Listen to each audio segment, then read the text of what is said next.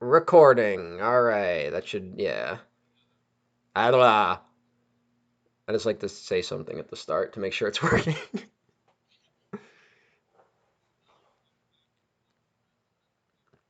We're talking Batman, all of them, all the theatrically released Batmans. I'm your host, Diego Crespo. You're supposed to introduce me. Yeah, I know, but I wanted to see if you'd hop in. All We're, right. we're, Let's change it up on the seventh episode. we're gonna mix it up for this episode because Well, because we're this is talking about a different Batman movie. well, I was gonna say before it went off the rails completely, that we are talking about all the Batman theatrically released Batman films, except this one is not theatrically released. Yeah, I was gonna go back to that. I Uh, mean, I brought that up like in the original Batman episode we did. So this is there's a precedence for this. Yeah, but I was just gonna. Everything. I was gonna be like, "Hey, we're going beyond the fucking thing," but then we're not on the Oh, same page today, are we? I don't think so. This is You gonna. can still toss that in. This is well, we've already done it. This is all you're getting, folks. I Okay. refuse to rework it. Let's rework it in post. Fuck it, do it live. It'll be like those movie trailers. You can tell they stitch like 30 lines of dialogue together, so it's misleading. Oh yeah. See the We're going recent. beyond Batman. See the recent Toy Story 4 trailer for a lot of that. If that's a kids' Oh, film, they kind of have to do that. yeah. It looks fine. It looks like it's gonna be fucking depressing as shit. Yeah, and I don't get that. It's like, oh, here's a spork. We're gonna give a spork an existential crisis. I hope if they go for it, I'm there. Now, if they I just mean, you know what? It could be good, but because the first three are so good, maybe not all of them are perfect, but they're so good, it ends on like just the right note. You kind of have to make a perfect movie to follow that up, if you're going to, I, which they have. I guess, but I'm not exactly one who thinks Toy Story 3 is a perfect film. I like Toy Story 3 a lot, but I great don't know. ending though. I Great, think, great yeah, ending. the ending. Like, how do you pick that up again? You know, it's like making a direct sequel to Logan. Maybe not a perfect movie either. Just like it ends exactly where that story needs to. And you don't need anything else. I was looking up all the films that are quote unquote in production for the X-Men universe. And it was just like a long list of like things that were announced maybe once. There's like a Logan sequel with X-23. There's of course Gambit, which will never happen. Well, apparently there was even like a script for X-23, or like Mangold was at least working on a treatment. I'm guessing that it probably got somewhere. They probably at least had one meeting. Oh yeah, no, and then they're like, yeah, actually, we're gonna sell off. We're just gonna the film sell everything. assets. Yeah, so I was like, that's not gonna happen anymore. Sucks to be you, New Mutants. Oh, I was excited for that one once. Yeah, hey, you know what? That could have been something, but you know what? There was just as much potential energy for it to be a disaster, so I'm just looking at it that way. Yeah, I'm like, all right, I'll see it on Hulu maybe one day. Like, there's no guarantee that it would have been a great film that was then ruined. Yeah. But it'll never come out. I don't know. Speaking of great films, we're here to talk about Batman Beyond: Return of the Joker.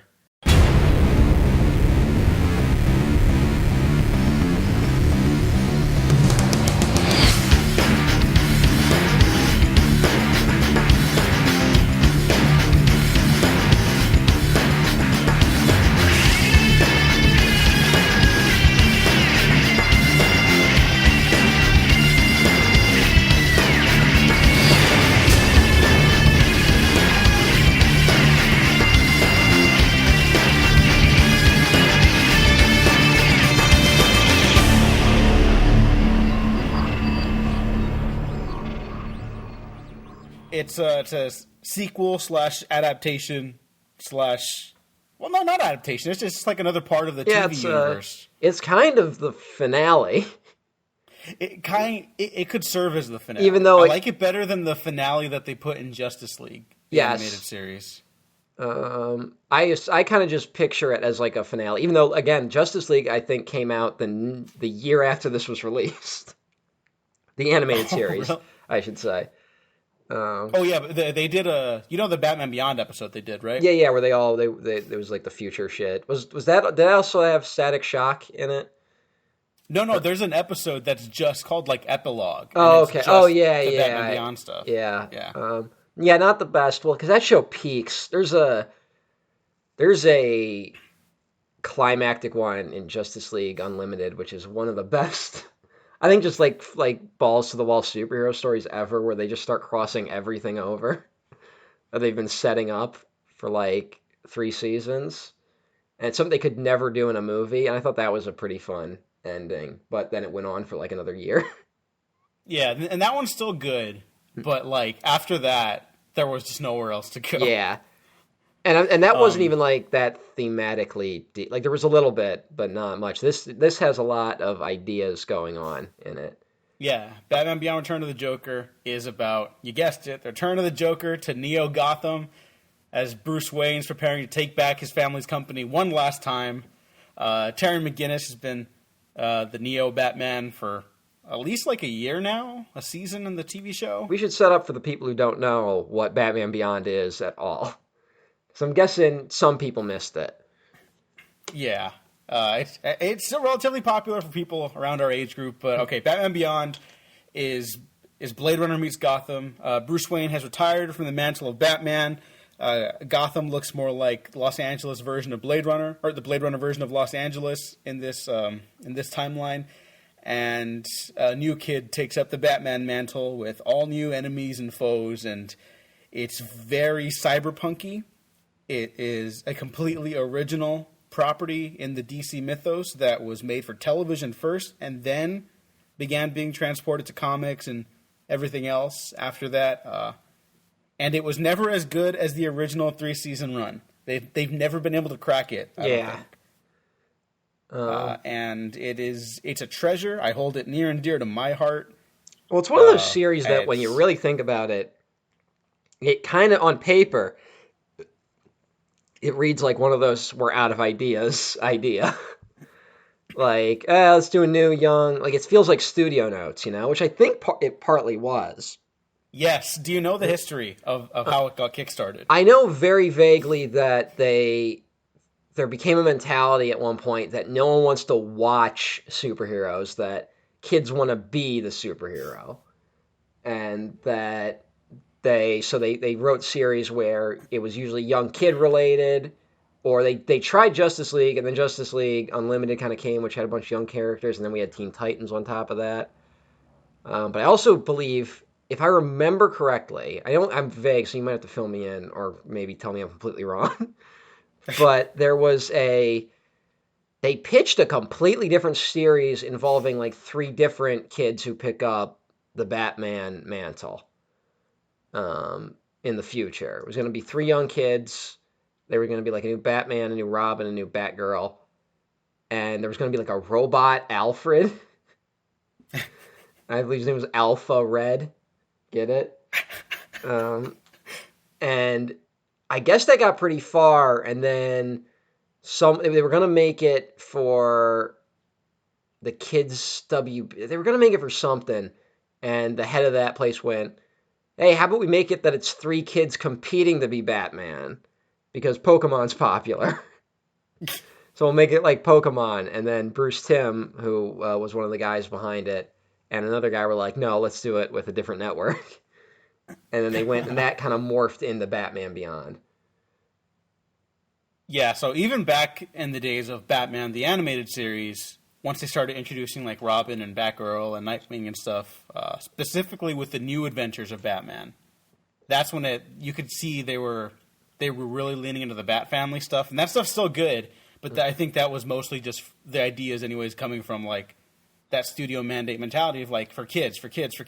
And yeah, that you're right. All that stuff, I'm pretty sure like at least 90% of what you said is correct. Yeah, like it was the made, production of Batman Beyond. They were pushed that way for cynical reasons, but that didn't stop them from making a good show. Yeah, it's kind of like the Avengers, where the first one coming together, it's very cynical. Like, well, no, maybe that's the wrong way of putting it, but like, it's made to make money. It's made to like for brand recognition. It's more like every single Marvel film. Every single one of them was made for cynical reasons. It was made for like brand posterity to make money and sell things, and it just happens to be really good. Yeah. Like and there's nothing wrong with that. Like I'm willing to bet Captain Marvel probably would have been delayed a few times if Wonder Woman hadn't have hit. Even after that, they delayed it because of Homecoming. So no way. Well, see. Yeah, so that's a little gross. At least they did it, and they made a really good movie. Yeah, at the time of release, Matt and I are the biggest fans of the movie Captain Marvel. Biggest fans in terms I gave it 3 stars out of 5. But that on the Marvel grading curve, that's like 4 stars. So, yeah, it's really good, and some of the complaints are very dumb, and some of the complaints are not. I'll say that. Some complaints are valid, and some are incredibly dumb, and people didn't pay attention to the movie. No, I'm probably gonna end up cutting this section, but like, no, whatever. We're not. Like, so leave it in. So no, some of the complaints just like. It's so weird because I'm not saying like everyone who doesn't like it is a misogynist, not like those bad faith arguments or anything, but it is just a little weird that some of the complaints for this movie you could apply to basically every other Marvel movie. Yeah. And it's like, why weren't those a problem then for you? Well, that's a big thing I have noticed recently with the Marvel stuff where people are throwing complaints, and it's weird what films they pick to complain about because they literally all have a lot of the same flaws. And again, that's why I always say there's a Marvel grading curve where, like, I don't think I would give any of them, like, 5 stars. They all kind of probably hover around 4 at the best, because they're all deeply flawed. But it's weird that Marvel was kind of the one where everyone drew the line on. And I'm not willing to say it was misogyny, although I'm sure it played a part, misogyny. Yeah, like, no, that's clearly out there, but we don't need to, like, even support that, like, as a criticism. That's just assholes. Yeah, but I'm willing to bet some people are just a little tired of Marvel right now. They'll still pay to see every fucking movie, but yeah, I mean, like, which again, I also get that too. Like, whatever, that's fine. All right, Batman Beyond. It's a good show.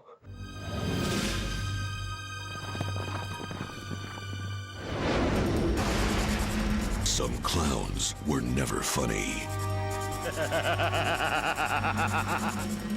Some villains you never forget. He died years ago. You're sure? I was there. I think it's even a great show. I think there's genuinely like some great science fiction storytelling here. There's really great art design. It feels like a really natural continuation of like the gothic art deco shit we saw from the original Batman animated series, but with like that cyberpunk influence. And before the show, you mentioned to me that like this was out even before The Matrix, and this feels very much like something that would come about as a response to The Matrix. Yeah, it was the same year, just a couple months before, which is crazy to think about. Yeah, that's fucking bananas. But I think Cyberpunk was on a lot of people's minds at the time. And even though like Cyberpunk kind of like started in the 80s, it took like to the late 90s before it went mainstream. Maybe, I'm not sure. But because there was also that horrible didn't William Gibson write an episode of the X-Files? And it's like they go like into a VR thing. Oh. And it's like one of the worst episodes ever. Was that like during the later years? I want to say it's like right towards like the like latter middle. Like season 5 or something? 5 or that 6. Sounds like where it trails. Yeah, that sounds about right.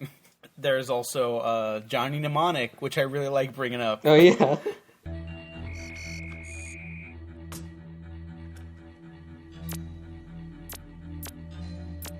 Password enter.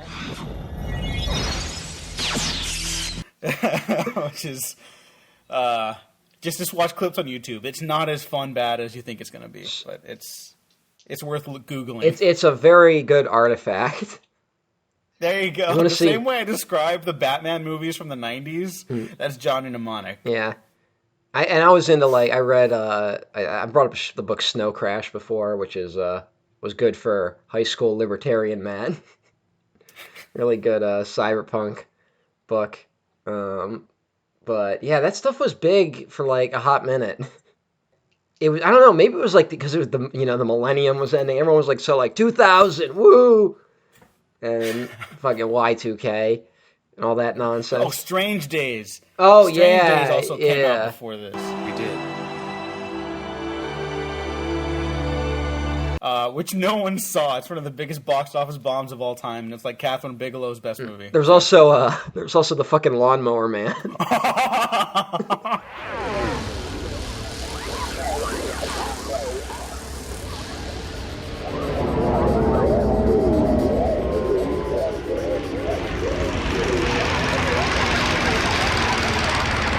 There's a CGI Jeff Fahey. Oh God. Oh, that's a bad one. Yeah. That one's oof. And of course, everyone's favorite, Max Headroom.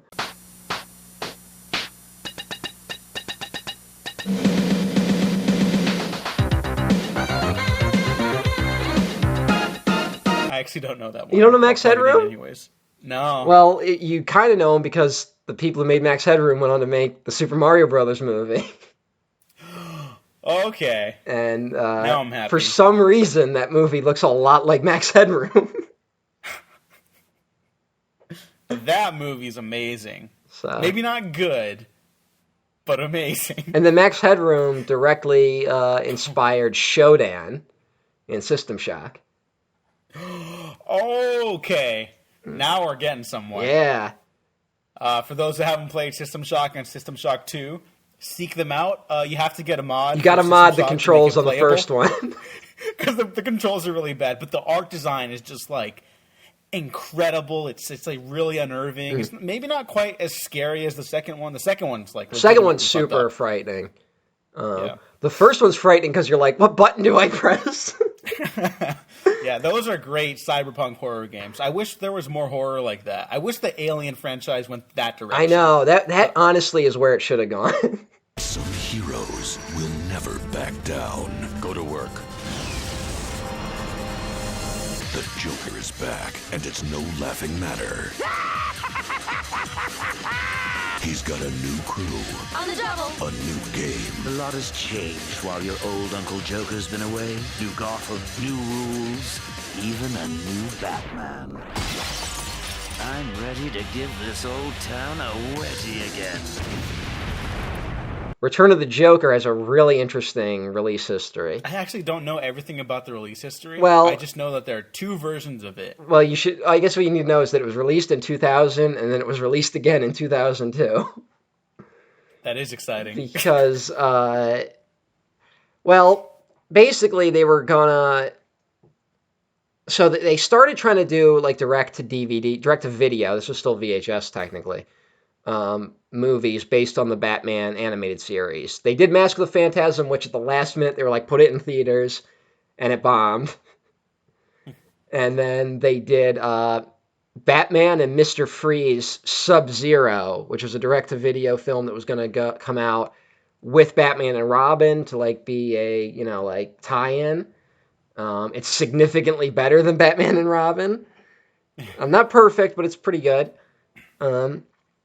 Batgirl actually has something to do in that film. Yeah, which is nice. But then that didn't sell super well, so they canceled any more Batman direct-to-video projects. But then they thought, hey, let's do something with the new, hip Batman Beyond show. And the creators of Batman Beyond, who were a lot of the same people who worked on the animated series, decided, let's push the envelope. And apparently with approval, because they made a pretty fucking... a guy gets shot. Oh yeah, here's the thing, really quick before we go any further. Generally on these retrospectives, lots of talk about movies, discussions, everything. They're spoiler free. I mean, they're spoiler heavy. They're definitely not spoiler free. Yeah. Because we want to talk about all aspects of the movie. I want to emphasize it for this one because I know a lot of people actually haven't seen Return of the Joker, and this is a really good movie with a lot of twists and turns that are genuinely kind of twisty and turny, and a very dark streak to it all. Yes, all you So if you need... haven't seen it, please go watch it. All you need to know is that it's Batman in the future. Bruce Wayne is training a younger Batman who lost his father to a criminal. And this Batman is kind of a delinquent, which is important. Other than that, yeah, just go watch it. Anyway, this movie's full of murder. Yeah, people die. People in this die movie. a lot. And it was going to come out in 2000, and then the Columbine High School Massacre happened. And because it was the very end of the 90s, but still the 90s, and everyone was stupid as hell, there was a huge media circus around those shootings that involved a huge backlash against violent media. You read about a lot of stuff that were canceled or like they suppressed because of the Columbine shooting. Which, if unfortunately, we don't.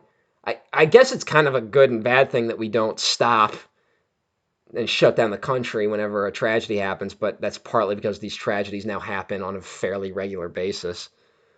Yeah, that's more of a criticism about how the country fails to address them in a meaningful way. How we not so fail much, to address them in any meaningful way, and how the media just keeps hyping these fucking shootings.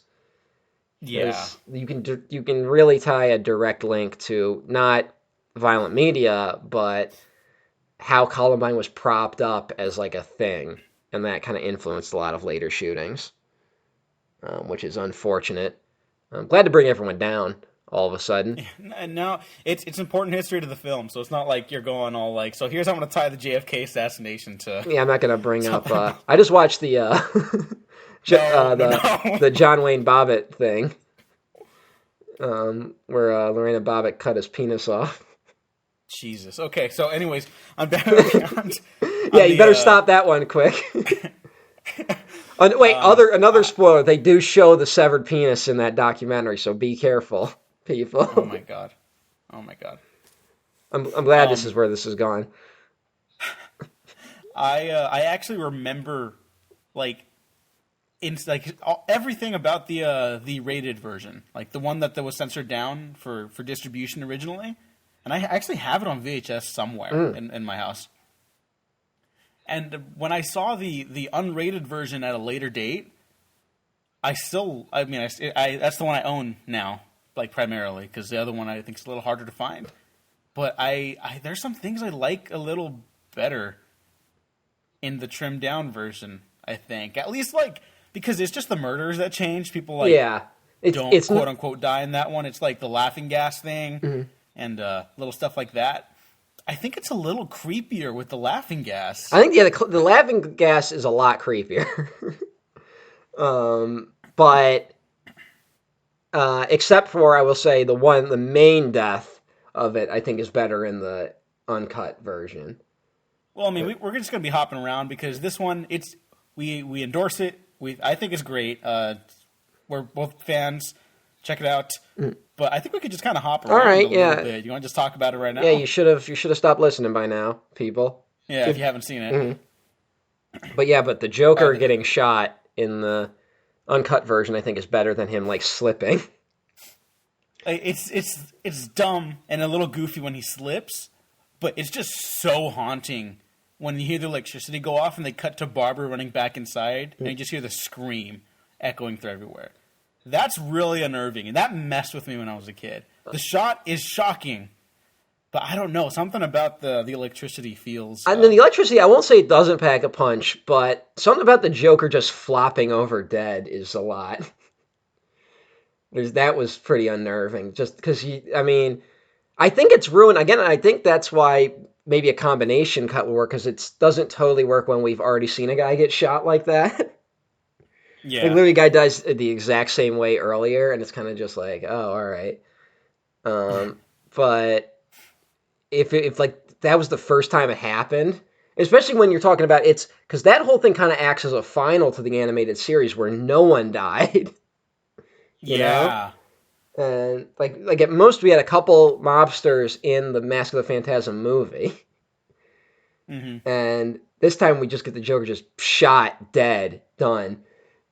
And but they kind of edited around it. And I think I think it has to be a gun thematically. For the Batman connection. Yeah, I think. So, okay, I can get that. Yeah, that's all it really comes down to. For me, I accept that. I'm not saying like, oh, the Han Solo shot first type of thing. Yeah, like, yeah. It's not that it's definitely not that for me. But I never thought about the gun thing though. Like that's so obvious. I'm an idiot. That's I like all right. But I think for me still, the electricity, like how the Joker screams and cry, like that echo. That's kind of like the impact he has like on the story and the characters. So I think that's why that resonated with me so much. Maybe not resonated, haunted. Yeah, you know what? I'm willing to say that I almost get the feeling that they were pissed they had to re-edit the movie. So they deliberately tried to make it as shocking as possible without showing any violence. Because they were also forced to change, like, the word kill, like, appears on the screen a few times. That had to be changed. They can't actually say kill or dead at all in the one version, which I also think is a problem, especially towards the end, where a character is wrestling with the fact that he killed someone. But, like, you kind of need him to say that. But yeah, I don't know. I'm not saying I'm not here to be like, because there's that weird time where the uncut version wasn't as readily available, and a lot of people just didn't even know about it. And you would just see like the stills from it, and then the rumors were always like, "Man, the original version was so hardcore. It was crazy, man." And then you watch it, and it's not really that different. Yeah, it's people die, and that's like it. Yeah. I do think that it's just the Joker getting shot in the fucking heart and then falling over dead, and then they like literally saying we buried his body. Like, that's pretty heavy for a cartoon. Like, that is marketed towards children. But there's a couple things I think we need to consider. So first off, in Batman Beyond, people died on that series pretty, not like regularly, you know what? Yeah. But it was an occurrence. Yeah, you're right. Even the pilot episode where Terry McGinnis, who is the new Batman, some punk delinquent kid who learns to become better, right? Like the Batman mantle makes him strive to be better, right? Doesn't he try? He breaks into Batman's house. He breaks into Wayne Manor. Isn't that what sets it up? After his father's killed by a gang of jokers. But you find out it's like a corporate espionage thing, and there's a very like Norman Osborn type villain who's radioactive, and there's a bunch of great weird shit that's basically ripped off of Spider-Man. Yeah, but recontextualized for Gotham City, and I love it. I'm not criticizing. You know what? It totally works.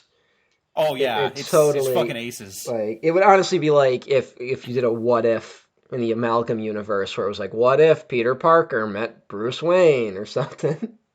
Yeah, it's kind of like that. And if Peter Parker was definitely more of an asshole. Yes.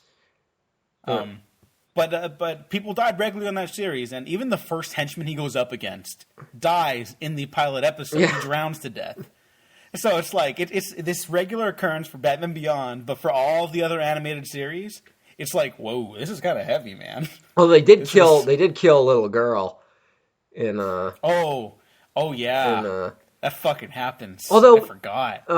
Although was that might have actually been, was that Justice League? No, you're right. That's later. That's Justice League Unlimited. There's like a flashback. Oh, that's the Batman Beyond one. Yeah, exactly. I was getting confused. Okay. I was getting confused because I was like, was it a Beyond or was it Justice League? And it's a Justice League Batman Beyond episode. People get fucked up on the Justice League cartoon. I don't know, people do. There's a lot of. I don't think anyone like dies. People die in that show. People die, and there's a lot of like fate worse than death, which is always like nightmare shit.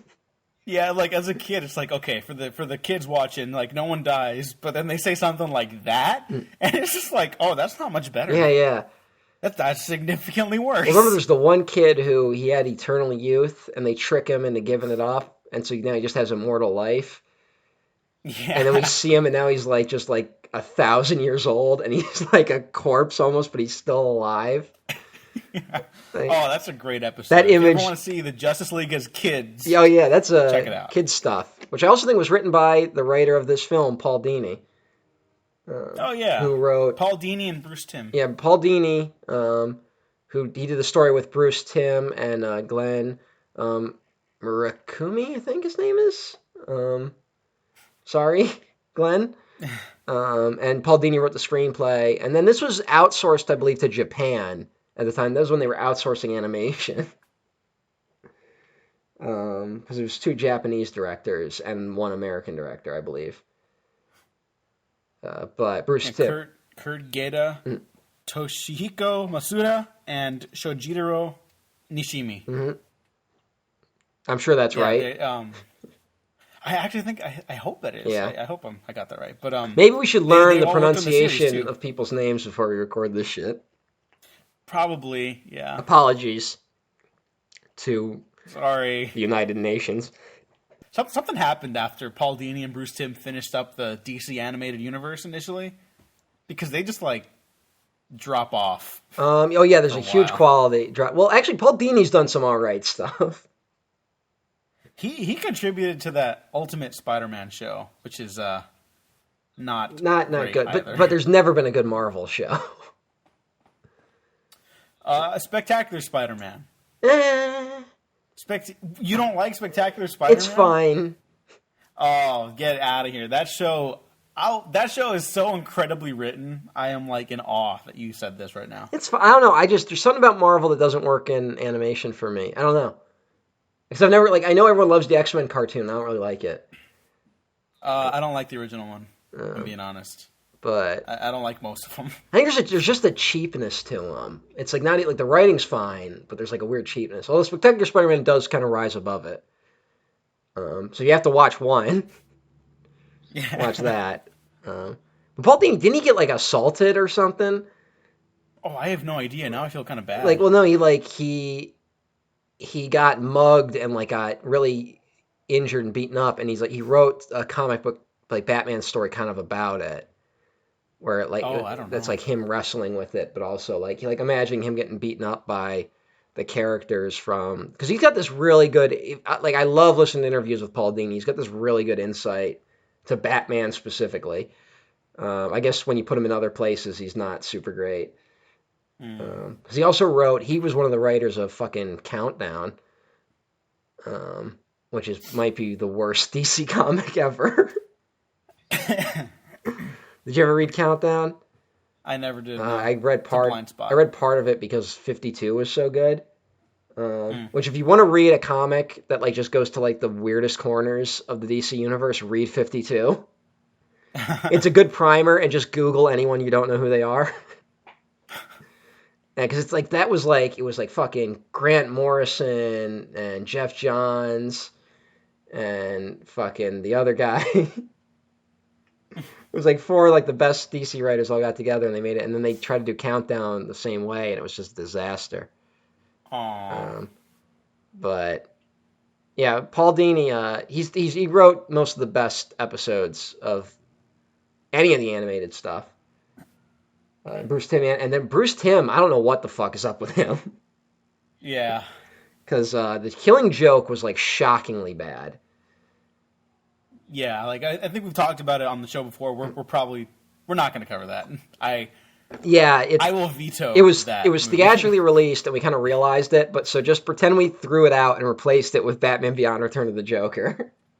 Yeah, because it does tackle the relationship between Joker and Batman, but through like legacy more so than like the direct like representations of the characters. It is somewhat interesting to hear Mark Hamill Joker do the voice and do some of the Alan Moore dialogue, but other than that, yeah. Other than that, there's not much. You'll if you want a Joker fix, Return of the Joker is the one to go for. And I think the Joker, more so than any other villain, like I know there's like this community, this fan community around the Joker that's just like really fetishistic and like scary, honestly. Well, we should say it's usually one version of the Joker. Yeah.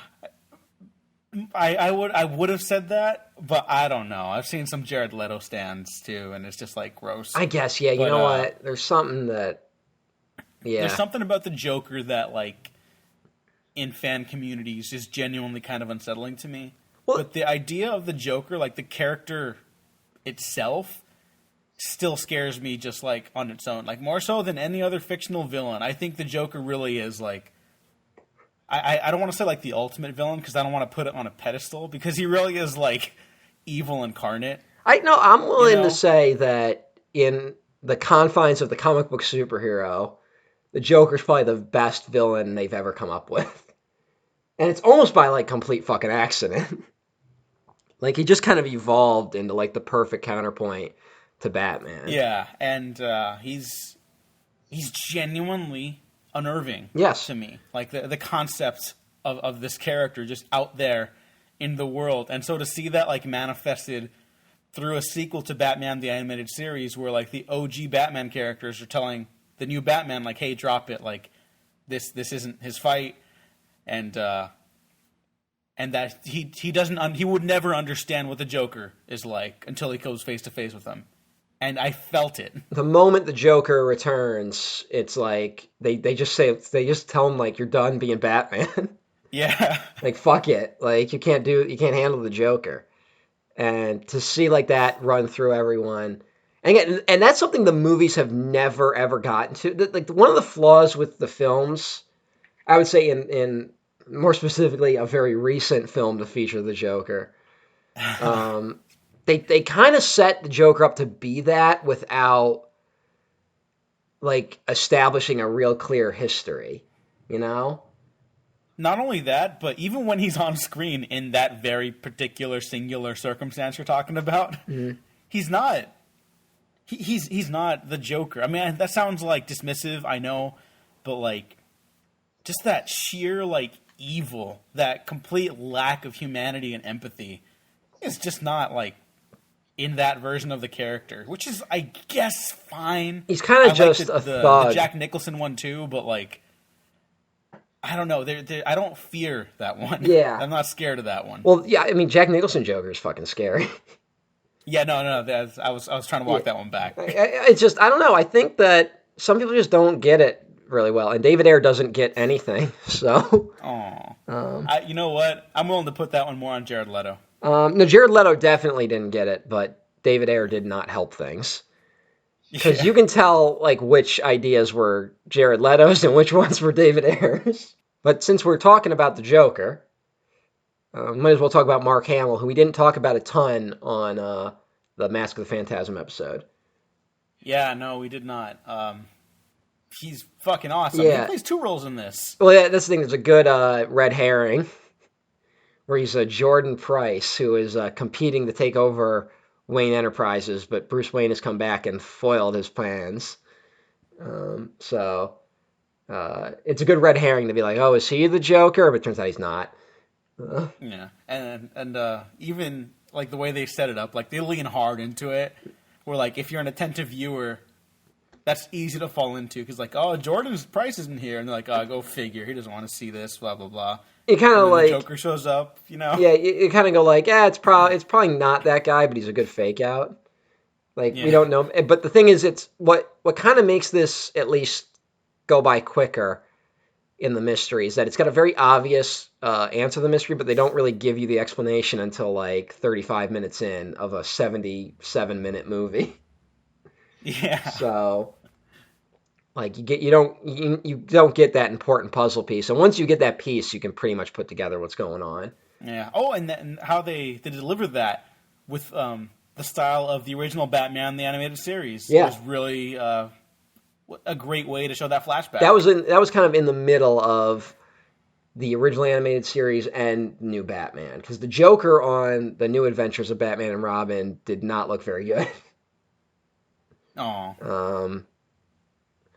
Look it up, see what I mean. Like there's the classic Batman animated series Joker, there's the New Adventures of Batman and Robin Joker, and then there's this version, which kind of ended up becoming the Justice League Joker, because the Joker shows up like twice on that show. Oh yeah. Oh, those are fun ones. Yeah, they're good. He also shows up in one episode where he has his fucking where he's been lobotomized. Oh my god, Yeah, that's right. the fucking Injustice. I totally forgot about that. Justice Lords or whatever the fuck.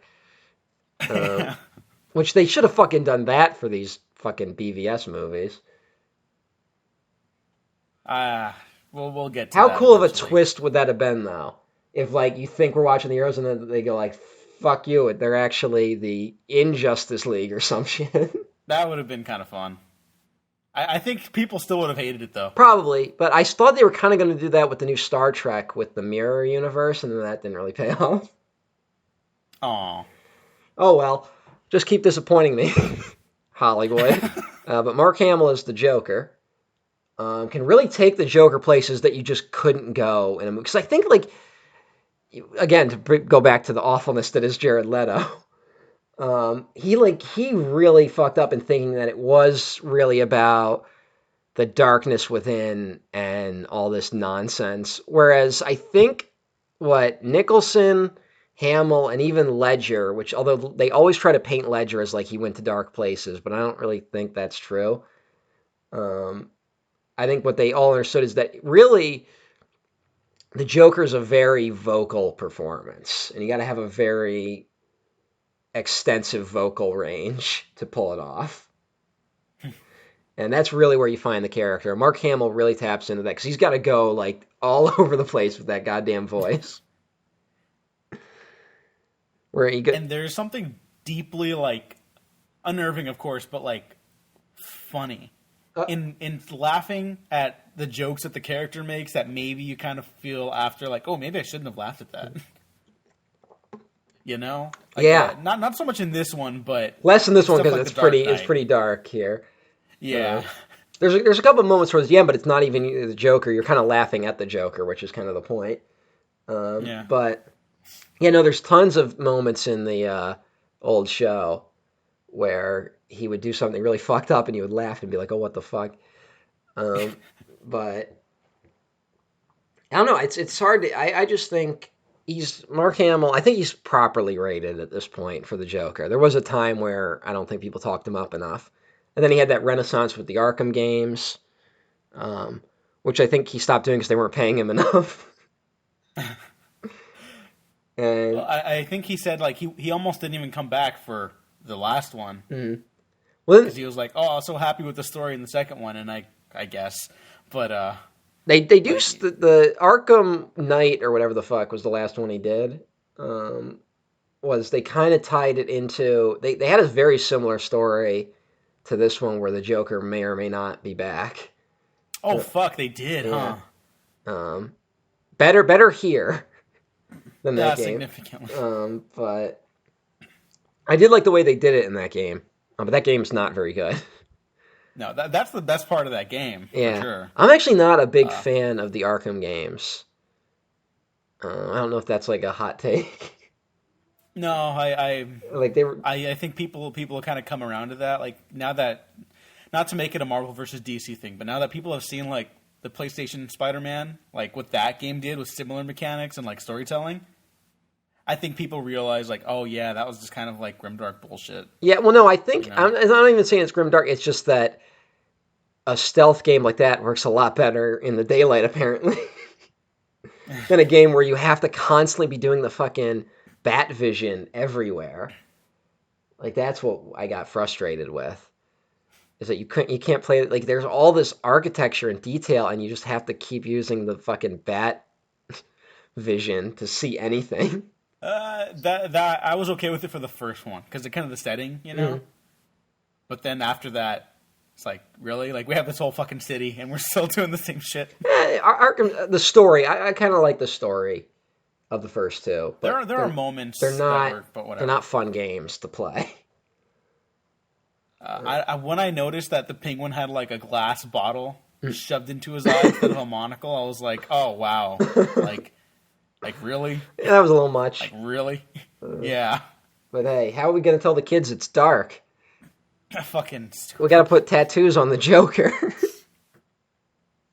Oh god. How else are we gonna know he's damaged?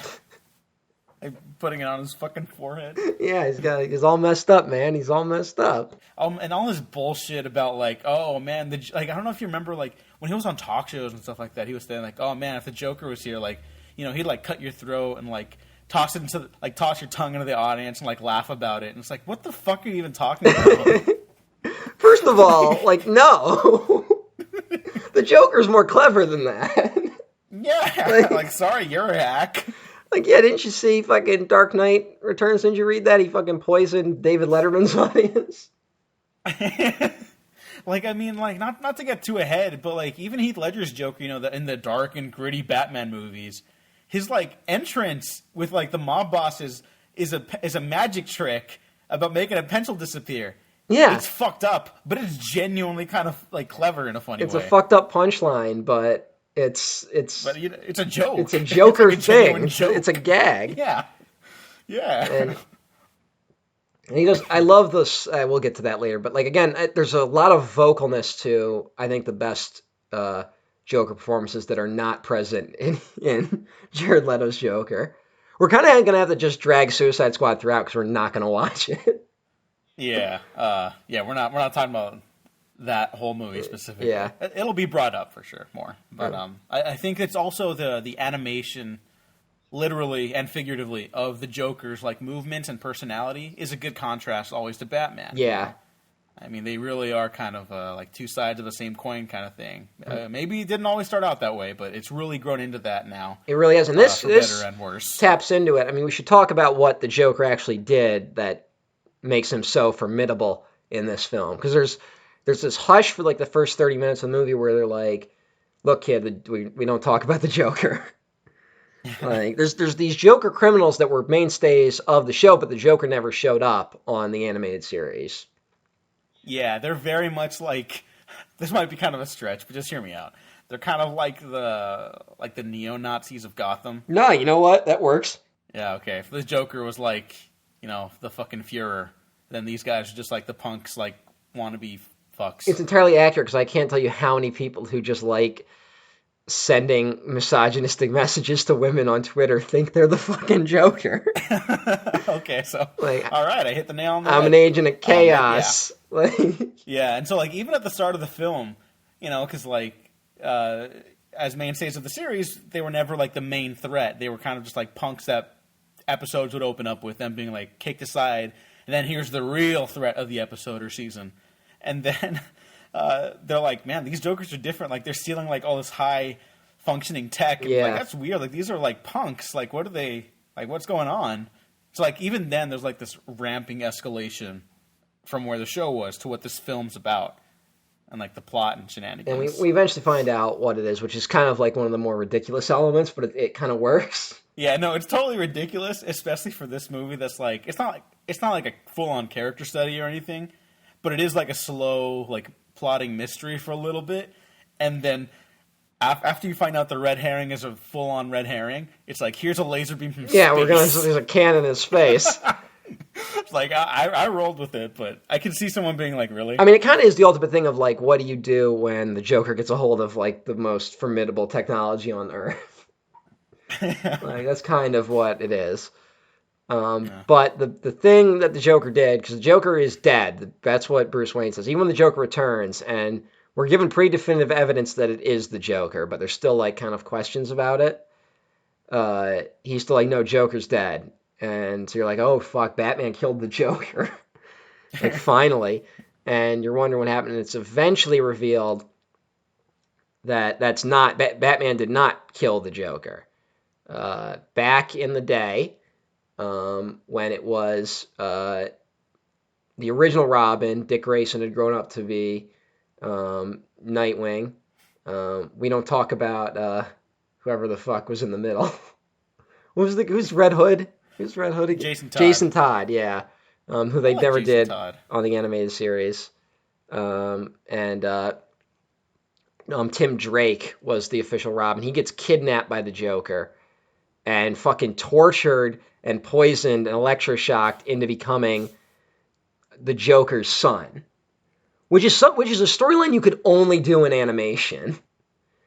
Because, like, the moment you wheeled that kid out in, like, a movie, it would be comical. But here, it's, like, really creepy. Yeah, it doesn't hit you, like, right away, maybe. At least not for me when I was younger. Like, it didn't unsettle me like it does now. I think the laugh got me. Because it's, like, a really soulless laugh. Yeah, like, I think I didn't know how to process it when I was younger. And now I'm just like, the implications of what they've done to this kid is just monumentally, like, beyond fucked up. And I should say that the specific laugh that happens is not the voice actor that played Tim Drake. It's actually Andrea Romano, who we mentioned, the casting Yes. director. She did the laugh. So a nice little cameo from her. Yeah, that's great. She's awesome. And of course, it's really this, again, it's a parallel of the Joker being the opposite of Batman. Now, the Joker is building a family, like Batman has built a family. And how does the Joker, of course, does it in the most fucked up way possible by stealing one of Batman's kids. And of course, shit does not work out. And Tim Drake, as the Joker's son, shoots the Joker and is fucked up for life as a result. Although, to be fair, I think after everything, he was already going to be fucked Yeah, up for life. You weren't walking away from that. But it's kind of like, Yeah. you know, Batman's kind of responsible for that. And the adult Batgirl says, with his last act of cruelty, the Joker tainted us all with compromise and deception. That's kind of, and that works as like a final to the Batman show. And it's interesting to see all the like Bat children like grow up to be very resentful of Batman in some way. Yeah, I kind of really love that idea. Yeah. I don't know if I need that in like every interpretation, you know? Like I want to see like maybe someone comes out the other side better, you know, not perfect. You're not going to go through that life being like, you know, perfect, but we do get someone that came out the other end better in this. Are you talking about Terry? Or? Yeah. Okay, yeah. But I honestly, it's a very interesting idea. Don't do it yet, please. We haven't done a good Robin yet. Like they keep trying to jump to like, what if Robin was dead, and what if Robin was actually an asshole? Like, what if Robin was a fucking cop? I don't know. Like, and it's like, no, just do a Kid Robin one of these days in a non-animated film. I think it comes down to, not this isn't the only problem, but like we're seeing it a lot with like Dark Phoenix, both iterations, and I feel comfortable saying this in confidence, having not seen X-Men Dark Phoenix yet. Mm-hmm. But they keep missing the fucking point of these characters and going through these big arcs. Yeah. You know, regardless of the actual quality of the big arcs that everyone from like knows from the comics and stuff like that. They keep putting them in these positions without like establishing the character first. How are you going to care about someone going through something if they haven't been introduced properly yet? That's a big mistake that they've been doing now. Because it's marketing. Because they want, you know, Captain America's Civil War. Civil War is a comic. You know. I was about to say. Yeah. Someday, someone will do that story properly. Yeah. Because they haven't done it even in its initial like comic book form. Yeah, no one's done it right yet. But it's a great concept. Someone will get it right someday. But today's not that day. But they should just let these things evolve more naturally. And they don't do that. They just kind of throw in storylines. And it's a mess. So we don't get arcs with these characters. And I'm not even saying like they have to be like, that's the big problem. I honestly think that if the arcs were more self-contained, I wouldn't mind the radical shifting between films. Like that wouldn't bother me as much. But instead, they have all these arcs that like are incomplete and then they're not followed up on. And that's a problem. You know? Yeah. That's why I wasn't as upset with, like, a lot of people are upset that, like, Infinity War kind of undoes Ragnarok. And that doesn't bother me because I still have Ragnarok. And I'm like, it's self-contained. It works as its own story. I don't really give a shit about the bigger picture. Now the world's newest Dark Knight needs answers. What can you tell me about clowns? Drop it, kid. He'll have to stand alone. You're out of your league. I know every trick the original Batman and Robin knew at their peak. To face a vengeful menace from the past, whose day is about to dawn again. Terry McGinnis. He's a little shitty. You know, he's a little shithead, but he's a shithead that you watch grow and become better. And at the end of the day, also remind the Bat family through all the shit that they went through that, like, you know, so the real important things in life, which was each other. You know, even though Bruce Wayne does kind of fuck them all up, maybe he also helped them along the way. And that doesn't absolve him of sins, but, you know, people are complicated like that. Yeah, relationships are complicated. Yeah. I wish someone explored this shit well.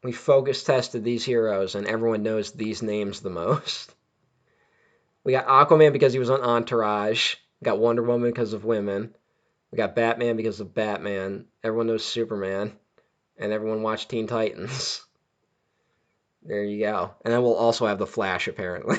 It's just not smart thinking. But you know what? To be fair to those movies, they were trying something original for a little bit. Yeah, that nosedives by Justice League. But Actually, yeah, no, I'm lying, because they tried to adapt 5 completely disconnected comic book storylines. We haven't even gotten to the twist of this fucking movie, really. Oh yeah, here let's just start wrapping up. Well, because Tim Drake grows up and is voiced by Dean Stockwell, we should say, who does a real good job. And it turns out, honestly, I kind of don't like that they gave it such a grounded explanation, where it turns out Tim Drake has been turning into the Joker because the Joker put a microchip in him that allows like Joker's personality to hack into his brain. I don't think they needed to add the microchip angle. They could have just said it was like lingering PTSD mixed with the Joker toxin that manifested in the Joker coming back, and like left it really vague, but it still kind of works. Like that whole last bit when he turns into the Joker is actually like really good. It's that's something else that's really unnerving, and this is where like the excitement level just like skyrockets through the roof for me. Like every time I watch the end, like the last 20 minutes, I'm like, hell yeah! Like this is what I'm fucking here for. This is Batman shit right here. I also love Ace the dog. Oh yeah, Ace the Bat Hound. Ace the Bat Hound in this, not in the original Batman series, but he's kind of got like a love-hate relationship with Terry throughout the series. So in the film, it feels like a culmination of their relationship because they finally like team up now that Bruce is out of commission at some point, and I just really love that a lot too. When is someone gonna have the fucking balls to bring back Comet the Super Horse? Seriously. Motherfuck all this grim dark shit. Give me a super horse. Or Bippo the super monkey. Crypto, the super dog. The fact that they haven't introduced Crypto into Supergirl is just like out of this world. Someone's probably... I can't believe that hasn't been a thing. Remember there was a Crypto the dog animated show? I don't actually. It was very bad. Oh, okay. But what is not bad? To your point about it just being like residual Joker nonsense instead of like the technological side of things, that'd be kind of interesting. And then like, would you want to see Tim, right? Yeah, Tim Drake. Tim Drake. Okay, yeah, I'm fucking up the names. That's right. Tim like be the one to have to overcome the Joker, or would you still have it be like Terry? I think Terry beats it out of him. I think it's important that it's Terry. Because there's something about Terry that makes him different than all the other wards of Batman. Again, because he's the only one that actually became Batman. Everyone else was Batgirl or Robin, or Nightwing. Yeah. Yeah, and that's something I appreciate about this incarnation of the DC Universe, too. I'm not a fan of, like, the first Robin becoming Nightwing and then going to Batman. I think he should be his own person, and I think Robin should retire at some point. I think it's a little weird. Are you talking about the comics? Comics. I Yeah, thought comics. I thought they handled Robin as when Dick Grayson became Batman. I thought they handled that well. No, they did, but on a personal level, I would like it if people grew off of that, because I think the idea of Batman, in my eyes, has more power as a positive force of good to inspire other people as heroes, less so under the umbrella of Batman. You get what I mean? So how do you feel about Batman Incorporated? Mixed for the same reasons. You kind of say that about most of Grant Morrison's work. Yeah, it's not bad per se. It's just like it's not what I look for in the character, and I get that that's subjective. Why are two of the most dominating forces in the comic book industry battling magicians? You know what? There's got to be like some reason in the occult. There's something. There's something going on. That's a fucking movie. Right Alan there. Moore thinks he's ended the world. Grant Morrison thinks Batman exists, and Alan Moore thinks he ended the world. Which is kind of why I really want Grant Morrison, who is apparently working on a Flash script, Oh my god. which will never get made, but that'll be like legendary at some point. Oh yeah. Once they do that first and only draft of that with Ezra Miller, whose only other writing credit is like a documentary about a racist murderer or something like that. This is real. I'll put up the IMDb link up on the YouTube version of this, but like that draft is going to be like Lethal Weapon 2 level of legendary. Yes, it'll be something. I hope it leaks. Yeah. Because it won't get made. Yeah. No. The Flash will remain dead for like another 10 years. How has J.J. Abrams not been like tapped to do the Flash? Because he's too busy on Star Wars. Well, I mean, like, yeah, not now, but I mean, like, before that. I guess, yeah. I don't know, because remember he wrote a Superman script. Yeah, and it's real bad. It's real bad, and that maybe got him. They said no, no more. Although according to him, the version that's out there is an early version of the script, and there's a better version he wrote. Oh, okay. Okay, JJ. Whatever you say, JJ. Okay, Mr. Please don't fuck up the 9th Star Wars. Yes. Where's Rose at? Yeah. Where's Rose at, Jay?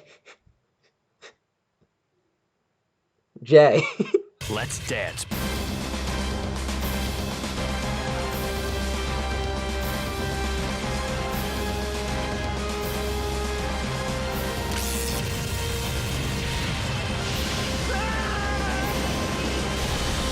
Batman Beyond: Return of the Joker, the first feature-length Batman Beyond movie. Yeah, no, it is one of those things that really speaks for itself.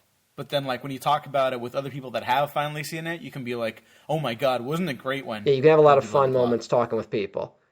You can also have a lot more fun moments when you're talking to me on a much better day. Because I'm a little fucked up today. I'm a little tired. I'm getting over a nasty flu. I'm getting over a nasty existence. Oh. Last thing I do want to say, I talked a little bit about how, like, the art direction feels like a natural continuation of what came before, but it's, like, really impressive now, especially given where the animation quality has gone for their straight-to-video stuff. Like, instead of, like, the red sky of Gotham, because it's the future now, it's, like, the purple, hazy sky. Yeah. And it's just little things like that kind of fill out the world in really interesting Yeah, what the ways. fuck Like, happened? Why are the animated movies now just so bad looking? Like, what's... I think that it's something about... They use, like, a lot of Flash animation, I guess, nowadays, because it's cheaper. But Young Justice looks pretty good. Yeah, Young Justice is probably, like, the high mark for their animation stuff now. But they actually put money into that, apparently, so that's also good. That helps. Yeah. I'm really excited to binge watch that when I get the free trial after they finish season 3. Yeah. Where is it? Where is really it playing? Isn't it on Netflix? No, it's on the DC app. Oh, okay. The DC universe, and I'm not like paying for that, so I'm just gonna get the free subscription once the season's over. You know what? I don't even think I can bring myself to pay for that. Like, even for a little bit. Well, I mean, the whole pitch is that like you can get like everything DC, like yeah, comics, but I would rather whatever. Warner Brothers just be like, get everything Warner Brothers. I don't like that they're Yeah. Warner Brothers is going for the tiering option, and I'm not excited about that. Yeah, that's gross. Because that's basically cable. That's chaos. Are you an agent of chaos? I'm an agent of chaos. Oh, we're not there yet. Well, we're about we got another movie. 2 movies away. Well, no, just this one, isn't it? Well, no, we got Batman Begins and then Dark Knight. So that's 2. Yeah. So we're wrapping up this one, and then we're gonna have one more to go. All right, Matt, where can the people find you? I'm at Emperor OTN at Twitter.com. I've also launched a Patreon because Patreon's changing its stupid ass rules, and I want to get in before they change it. Yay! So. You can also find me at twitter.com/DEWGOWaffles. I've barely started like regularly using the Patreon to like start sending out things to the few patrons that we do have here. You can hear the horribly fucked up Batman, the original recording of the Batman episode. A very good episode, and I think it would have been great. It would have been great, but okay. My fucking mic decided to fuck me. But you know what? We covered enough in the first half that it doesn't feel like I'm not too disappointed. It's still proud of just the awkward episode. because I'm constantly saying in it. We'll talk about that later. Yeah. So I apologize, everyone. My apologies for not cutting every one of those. So Diego puts a check lot out of effort Patreon. into the editing. Diego listens. I do. I listen too much. Yeah, so check out the Patreon for more mostly unedited episodes. I think I'm going to be doing that from now on. Just give you guys a little something extra. And so thanks for listening. Can't do that on the Waffle Press. Yeah. Check out the YouTube, SoundCloud, like this, and subscribe. If you didn't like this, like and subscribe anyways, because you might find something you do like. So thanks for listening. Thanks for watching. We have been professionally unprofessional. Now available exclusively on videocassette and DVD. This time, the Joker is wild.